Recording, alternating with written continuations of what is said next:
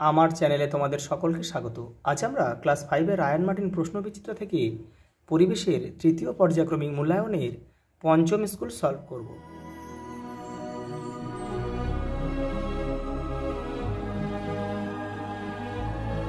দেখো প্রথম প্রশ্ন, দেখো শূন্যস্থান পূরণ দিয়েছে। বটগাছের ঝুরি হলো স্তম্ভ প্রকৃতির মূল। সর্বগ্রন্থার মূল থেকে রেসারহীন উপকার পাওয়া যায়।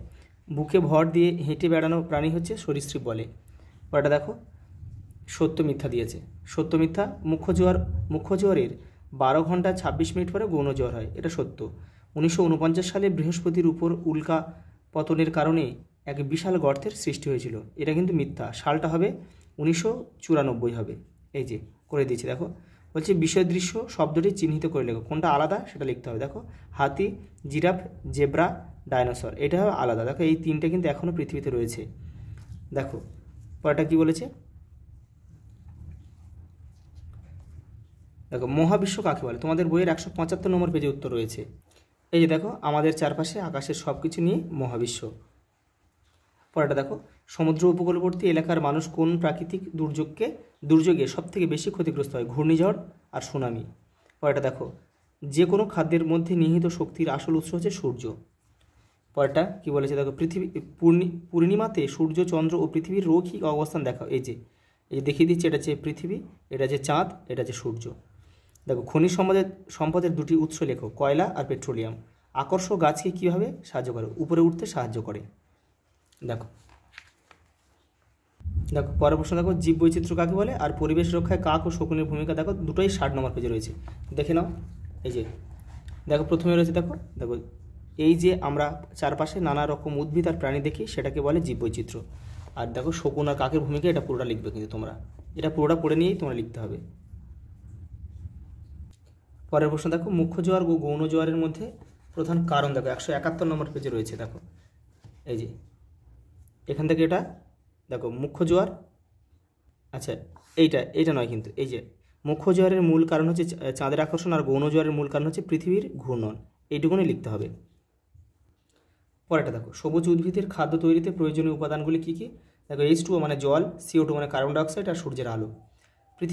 পৃথিবী থেকে অধুনা লুপ্ত বা লুপ্তপ্রায় জীবগোষ্ঠীর অবলুপ্তির দুটি কারণ লেখো। দেখো তাদের বাসস্থান ধ্বংস আর চোরা শিকার। একজন সচেতন ছাত্র হিসেবে পরিবেশ রক্ষায় তোমার ভূমিকা কি হতে পারে। দেখো 183 নম্বর পেজে উত্তরটা রয়েছে, এই যে এইটা লিখতে হবে। পরেরটা দেখো বিভাগ ক্ষয় কী দিয়েছে। স্বাধীন ভারতের প্রথম শিক্ষামন্ত্রী মৌলানা আবুল কালাম আজাদ। প্রেসার কুকার কেনার সময় ISI চিহ্ন দেখে নিতে হয়, সত্য মিথ্যা। 15 আগস্ট তারিখটি ভারতবর্ষের সাধারণতন্ত্র দিবস হিসেবে পালন করা হয়, এটা মিথ্যা। এটা হয় 15 আগস্ট হচ্ছে স্বাধীনতা দিবস, আর সাধারণতন্ত্র দিবস হচ্ছে 26শে জানুয়ারি। দেখো 1 অক্টোবর বিশ্ব বয়স্ক দিবস, এটা সত্য।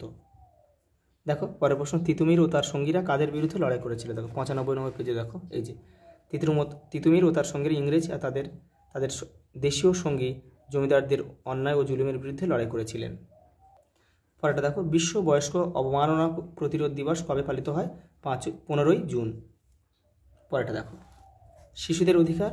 দেখো 176 নম্বর পেজে তোমাদের দেখো একটা হলুদ বক্স রয়েছে, ওখান থেকে করে নেবে। দেখো বাল্যবিবাহ উচিত নয় এখানে, দেখো 180 নম্বর পেজ দেখো, দেখে নাও। বাল্যবিবাহ উচিত নয় এখানে, দেখো 180 নম্বর পেজে রয়েছে, দেখে নাও। এই যে দেখো নাবালিকা বিয়ে দেওয়া যেমন আইনত অপরাধ, তেমনই কারো অমতে বিয়ে দেওয়াও অন্যায়।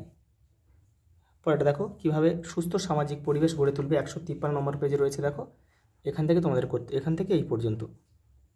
এই দেখো বয়স্কদের সম্মান করা, তোমরা এখান থেকে পড়ে কিন্তু লিখবে, অনেকটা রয়েছে, এখান থেকে পড়ে নিয়ে তোমরা লিখবে, নিজেদের মতো করে লিখবে। পরেরটা দেখো সমুদ্রের নিচে ভূমিকম্প হলে সুনামি বা জলোচ্ছ্বাস সৃষ্টি হয়, তালপাতায় লেখা বইগুলিকে পুঁথি বলে। এরপরে দেখো 1900 সালে কলকাতায় রিক্সা এসেছিল। পরেরটা দেখো সত্য মিথ্যা, রয়্যাল বেঙ্গল টাইগার সুন্দরবনে দেখা যায়, সত্য। ধোঁয়ায় কার্বন মনোক্সাইড গ্যাস থাকে, এটাও সত্য। পরেরটা দেখো এবার কি রয়েছে, দেখো তুঁত গাছের চাষ করার মূল কারণ হলো মথ পালন, এটা সত্য। প্রথম কাগজ তৈরি হয় চীন দেশে, এটাও সত্য। পরেরটা দেখো রূপনারায়ণ কোথায় হুগলি নদীতে মিশেছে, গেঁওখালির কাছে। ট্রেনকে নিয়ে প্রথম কোন সিনেমা তৈরি হয়েছিল, পথের পাঁচালী। দেখো মাজার মানে কি? পীর সাহেবের কবরস্থান। ভুটানের কাছে কোন জলবিদ্যুৎ কেন্দ্র আছে? ঝালং। পরেরটা দেখো, বন থেকে আমরা কি কি পাই? 122 নম্বর পেজে উত্তর রয়েছে। এই দেখো, এখান থেকে পড়ে তোমরা করবে, অনেকগুলো রয়েছে কিন্তু।